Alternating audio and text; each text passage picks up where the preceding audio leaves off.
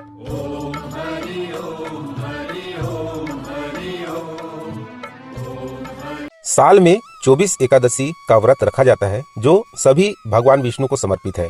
एकादशी व्रत हर माह के शुक्ल और कृष्ण पक्ष की एकादशी तिथि पर रखा जाता है जो हर माह में 2 बार आती है।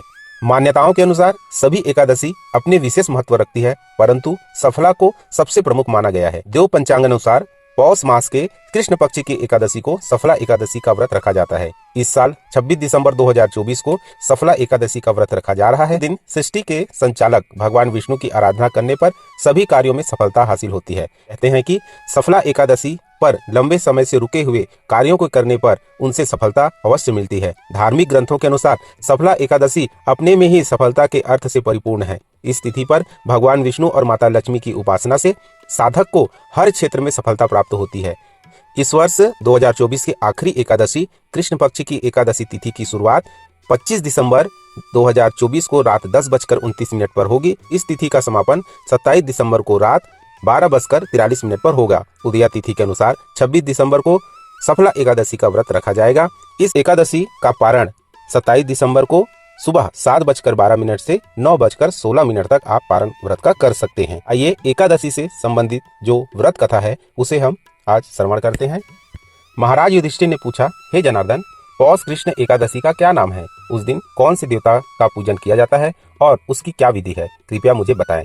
भक्त वत्सल भगवान श्री कृष्ण कहने लगे कि धर्मराज, मैं तुम्हारे स्नेह के कारण तुमसे कहता हूँ कि एकादशी व्रत के अतिरिक्त मैं अधिक से अधिक दक्षिणा पाने वाले यज्ञ से भी प्रसन्न नहीं होता हूँ, अतः इसे अत्यंत भक्ति और श्रद्धा से युक्त होकर करे।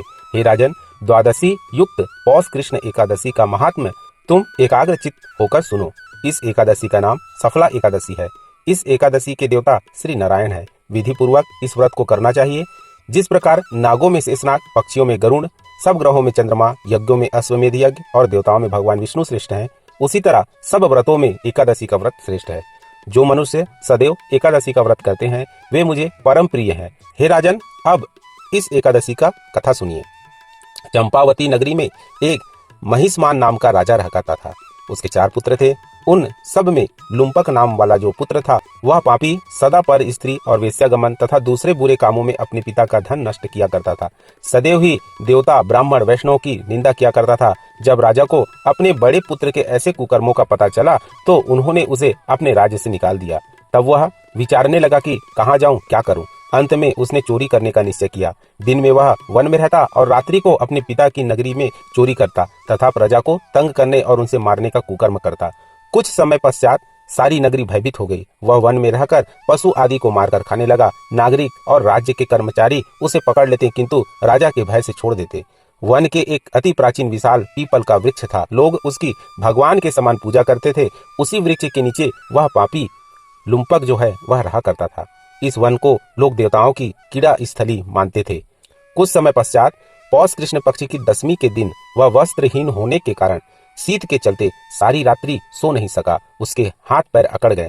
सूर्योदय होते होते वह मूर्छित हो गया। दूसरे दिन एकादशी को मध्याह्न के समय सूर्य की गर्मी पाकर उसकी मूर्छा दूर हुई। गिरता पड़ता वह भोजन की तलाश में निकला। पशुओं को मारने में वह समर्थ नहीं था, अतः पेड़ों के नीचे गिरे हुए फल उठाकर वापस उसी पीपल वृक्ष के नीचे आ गया। उस समय तक भगवान सूर्य अस्त हो चुके थे। वृक्ष के नीचे फल रखकर कहने लगा, हे भगवान, अब आपके ही अर्पण है ये फल, आप ही तृप्त हो जाइए। उस रात्रि को दुख के कारण रात्रि को भी नींद नहीं आई। उसके इस उपवास और जागरण से भगवान अत्यंत प्रसन्न हो गए और उसके सारे पाप नष्ट हो गए। दूसरे दिन प्रातः एक अति सुंदर घोड़ा अनेक सुंदर वस्तुओं से सजा हुआ उसके सामने आकर खड़ा हो गया। उसी समय आकाशवाणी हुई कि हे राजपुत्र, श्री नारायण की कृपा से तेरे सारे पाप नष्ट हो गए। अब तू अपने पिता के पास जाकर राज्य प्राप्त कर। ऐसी वाणी सुनकर वह अत्यंत प्रसन्न हुआ और दिव्य वस्त्र धारण करके भगवान आपकी जय हो ऐसा कहकर अपने पिता के पास गया। उसके पिता ने प्रसन्न होकर उसे समस्त राज्य का भार सौंप दिया और वन का रास्ता लिया। अब लुम्पक शास्त्रानुसार राज्य करने लगा।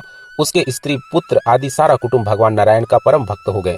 वृद्ध होने पर वह भी अपने पुत्र को राज्य का भार सौंपकर वन में तपस्या करने चला गया और अंत समय में बैकुंठ को प्राप्त हुआ। अतः जो मनुष्य इस परम पवित्र सफला एकादशी का व्रत करता है उसे अंत में मुक्ति मिलती है। जो नहीं करते वे पूंछ और सींगों से रहित पशुओं के समान है। इस सफला एकादशी के महात्म्य को पढ़ने से अथवा श्रवण करने से मनुष्य को अश्वमेध यज्ञ की फल की प्राप्ति होती है। इस प्रकार भगवान नारायण ने महाराज युधिष्ठिर को सफला एकादशी के इस व्रत के बारे में बताया। तो आप सभी सफला एकादशी का व्रत कीजिए, इसी तरह भगवान नारायण की सेवा करते रहें।